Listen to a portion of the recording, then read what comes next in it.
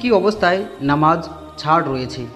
নামাজ পড়া ব্যক্তির সামনে দিয়ে গেলে যে কি গুনাহ হবে, তাহলে মানুষ 40 বছর এখানে দাঁড়িয়ে থাকাকে উত্তম মনে করত, তারপরেও নামাজের সামনে দিয়ে যেত না। জুমার খুতবার সময় কি রকম চুপ থাকা উচিত।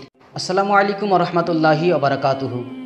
আসসালাতু আসসালামু আলাইকা ইয়া রাসূলুল্লাহ, আসসালাতু আসসালামু আলাইকা ইয়া হাবিবাল্লাহ ওয়া আলা আলিকা ওয়া আসহাবিকা নবিয়াল্লাহ সাল্লাল্লাহু তাআলা আলাইহি ওয়া আলিহি ওয়াসাল্লাম।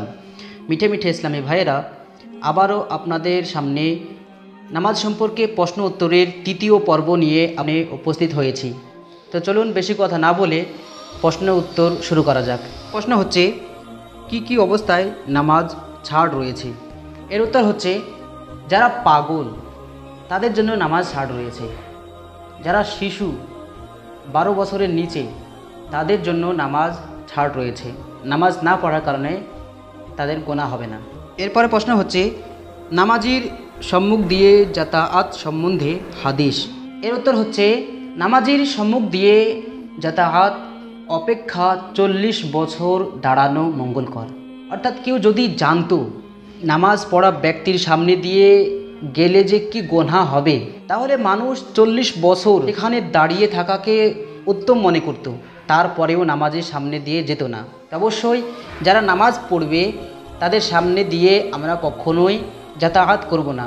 কেউ যাওয়ার চেষ্টা করে তাহলে আমরা তাদেরকে মানা করব যেন সে নামাজ পড়া অবস্থায় কারো সামনে দিয়ে না যায়। এরপর প্রশ্ন হচ্ছে, কোন সময় নামাজির সম্মুখ দিয়ে যাওয়া যায়। এর উত্তর হচ্ছে, যখন নামাজ পড়া ব্যক্তি একদিকে সালাম ফেরাবে তখন তার সামনে দিয়ে আপনি যেতে পারবেন, অথবা সামনে কোনো কিছু আপনার রেখে যেতে পারবেন। সামনে টেবিল বা চেয়ার বা কোনো বোতল এইরকম আপনার কোনো জিনিস রেখে তার সামনে দিয়ে যদি যান তাহলে কোনো অসুবিধা নেই, যেতে পারবেন। এরপরে প্রশ্ন হচ্ছে, জুমার খুতবার সময় কি রকম চুপ থাকা উচিত। খুব সুন্দর একটি প্রশ্ন। এর উত্তর হচ্ছে, জোহরের নামাজ কয় রাকাত? 4 রাকাত, কিন্তু জুমার ফরজ 2 রাকাত, আর 2 রাকাতের বদলে 2টি খুতবা পাঠ করতে হয়, তাই নিশ্চুপ থাকতে হয়। এমনকি খুতবা পড়া অবস্থায় ইশারা পর্যন্ত করতে নিষেধ করা হয়েছে, এবং খুতবা পড়া অবস্থায় কোনো নামাজ পড়া যাবে না।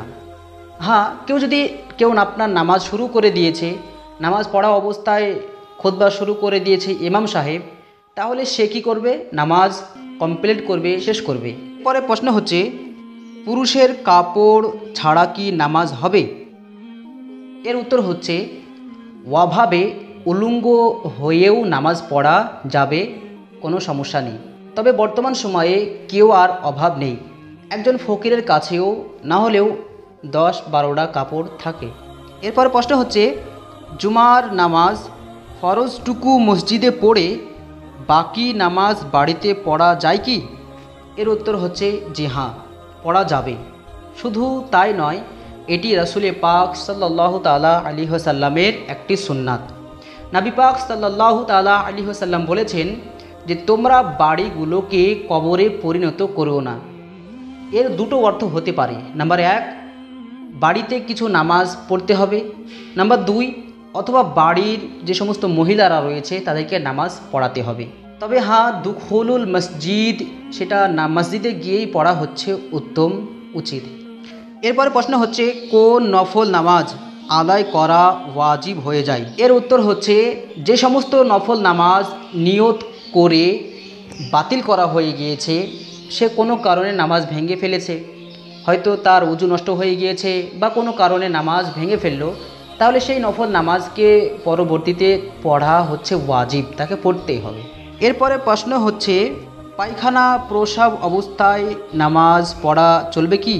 পায়খানা প্রসাব ছেড়ে নামাজ পড়া উচিত। এরপরে প্রশ্ন হচ্ছে, কি কারণে সহ সেজদা দিতে হয়।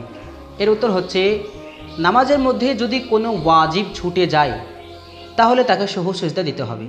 তো আজ এই পর্যন্তই। আপনারা ভালো থাকবেন, সুস্থ থাকবেন, আমার জন্য আপনারা দোয়া করবেন। তো দেখা হচ্ছে আবার পরবর্তী ভিডিওতে।